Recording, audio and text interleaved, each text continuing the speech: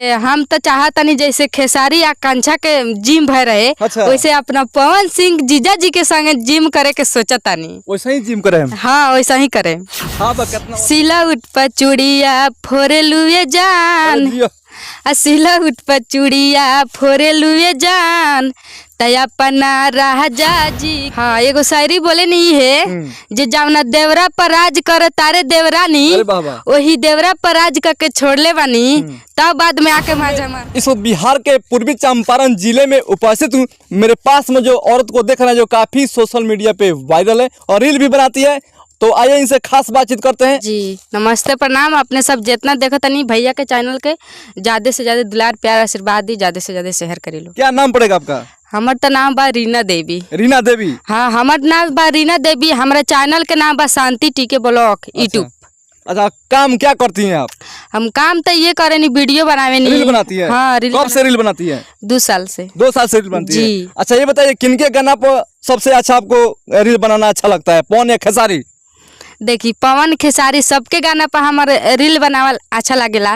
मने रहल बात बजे पवन सिंह हमार जीजा बानी। पवन सिंह जीजा बानी? जी। तोहर? जी। खेसारी जी? खेसारी जी भैया। खेसारी जी भैया? हाँ। पवन जी तो भाई कहेलन खेसारी जी के, तो भाई कहाँ लगे? देवर लगे? देखी ओ लोग के रिश्ता कुछ और बताऊ तो हमरा मालूम नहीं के। माने हमरा तो पवन सिंह जीजा लगे हन और खेसारी जी भैया, तो हम खेसारी के कहियो भैया कहे नहीं है, उनका के कहियो जीजा कहे नहीं। अच्छा पवन सिंह के अंदर आपको क्या अच्छा लगता है? पवन सिंह के तो अंदर हर चीज अच्छा बा बेचारा, जहाँ बाड़न में सब अच्छा बा। हमरा बहुत अच्छा लागेला लोग, पवन सिंह और खेसारी सब कोई अच्छा लागेला। अच्छा पवन सिंह का गाना कोई आपको मालूम है? हाँ थोड़ा कहना चाहेंगे हमारे दर्शक बंधुओं को, सुना दीजिए। अच्छा गाना सुनने के मन पवन सिंह का?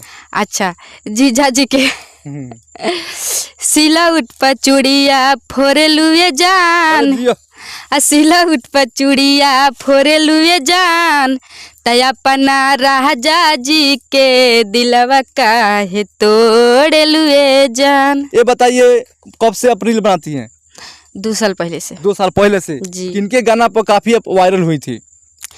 हम तो ऐसे बताएं जे इन्हें के जीजा जी के गाना पर हम ज्यादा वायरल बनी। वायरल बनी? हाँ। अच्छा। जो पवन सिंह जीजा जी के गाना पर वायरल बनी। जी। अच्छा अब शायरी भी अच्छा अच्छा बोलती हैं? शायरी तो बोले नहीं। हाँ एगो शायरी बोले नहीं है जे जावना देवरा पर राज कर तारे देवरानी, वही देवरा पर राज करके छोड़ले बानी तब बाद में आके माजा मारता लोग। ठीक बा? अरे बाबा देख सकते हैं दोस्तों। और एक और शायरी है जो काफी आपका सोशल मीडिया पर ट्रेंड किया था, जो कि ठंड वाला। जड़हवा पलावा में इतना सताई बता सुनाए देवर भाग जाएंगे, फिर लौट के न आएंगे, न देवर जी पर हुक्म चलाएंगे। अरे बाबा देख सकते हैं दोस्तों। और पवन सिंह के लिए आप क्या क्या कर सकती हैं? आप पवन सिंह के लिए तो हम बहुत कुछ कर सकिले। ऐसे जे हम तो चाहतनी जैसे खेसारी आकांक्षा के जिम भय रहे। अच्छा। वैसे अपना पवन सिंह जीजा जी के संगे जिम करे के सोचतानी। वैसे ही जिम करे? हाँ वैसा ही करे। हाँ बा कितना अश्लील वीडियो मतलब वहाँ के बाद अश्लील का वीडियो बा? अश्लील कौन नहीं के। ठीक है अपने अपने जगह पर सब वीडियो बा।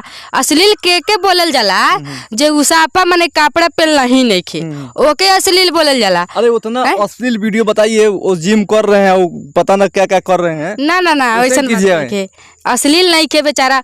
वो अपना खेसारी भैया वो अपना जांग पर बैठा के ऐसे ऐसे करत रहा ना, ऐसे उहो बेचारा आकांक्षा बाड़ी उहो करत रही उहो। तो मैं अश्लील कौना बात के? अश्लील पवन सिंह के साथ में कीजिएगा। हाँ ऐसा ही करे हम पवन जी के साथ। हाँ अच्छा उनका कोरा में, पवन सिंह के कोरा में कितना प्यार करती हैं आप? बहुत ज्यादा। जीजा जी बने तो जीजा जी में तो आधा हक रहेला साली के। अच्छा तो हम बहुत ज्यादा प्यार करेनी पवन जी से। जी। क्या कहें पवन जी से? ये कहे पवन जी से जब पवन जीजा जी हमारे वीडियो देखा तनी तो थोड़ा साली पर ध्यान दी। ऐसे जो जहाँ साली ना रहेली वहाँ ससुरारी बेकार रहेला। ठीक बा? तो पवन जीजा जी अपने के हम एगो बात कहतनी और साली तो साली बहुत बढ़िया चीज हो लो। ऐसे जो जावना ससुरारी में साली नहीं, उ ससुरारी जाना बेकार है। अरे बाबा। और जावना दही में छाली नहीं, उ दही खाना बेकार है। तो जीजा जी कहतनी थोड़ा साली पर ध्यान दी और थोड़ा सपोर्ट करी, आगे बढ़ाई। हम बहुत तो के प्यार करेनी हो जीजा जी। अरे बाबा, अच्छा ये बताइए, इतना खुला ऑफर दे रही हैं आप पवन सिंह को, आपके पति कुछ नहीं बोलते हैं? कुछ ना, पति क्या करे? लिपस्टिक इनके लिए लगाई है? हाँ लिपस्टिक, अभी तो हम अपने देवर जी के नाम पर लिपस्टिक लगाए हैं। देवर जी के नाम पे? अच्छा, तो देख सकते हैं दोस्तों, काफी सोशल मीडिया पे वायरल है। अच्छा, चलते चलते क्या कहिएगा जो दर्शक बंधु देख रहे हैं वीडियो आपका, उन लोगों से क्या कहिएगा? ये कहा मैं देवर जी लोग जितना भोजपुरिया देवर लोग बानी लोग है, भोजपुरिया भौजी पर थोड़ा ध्यान दी लोग। हमसे बतियाए के होई, मैसेज करे के होई तो शांति टीके ब्लॉग चैनल पर अपने सब जाई, यूट्यूब चैनल है ऊपर नंबर मैसेज करी, हमसे बात करी। हम बहुत ज्यादा देवर लोग के दीवानी हैं। हाँ, तो देख सकते हैं दोस्तों, वीडियो को जैसे शेयर करें, लाइक करें, और हम लोग का बातचीत करके आप लोगों को कैसा लगा कमेंट सेक्शन में जरूर लिखिएगा। फिर मिलेंगे नेक्स्ट वीडियो में, जब तक के लिए जय हिंद और जय भारत।